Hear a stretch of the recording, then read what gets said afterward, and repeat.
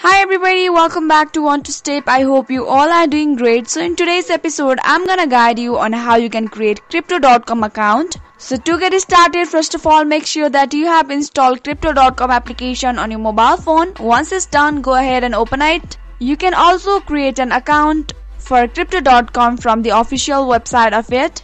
Now here you get the option to create a new account or log into your crypto account. If you already have the account for crypto.com, you can just go ahead and type down your crypto email and password and log in. But if you don't have an account for crypto.com, then what you can do is tap on create new account. Now in the empty area, go ahead and type down your email address, and if you are looking forward to receive exclusive offers and updates from crypto.com, you can just go ahead and tap the tick mark to the available option. Once it's done, tap on create new account. Now it will start analyzing. Now it will ask you to complete the puzzle and slide it and complete the puzzle.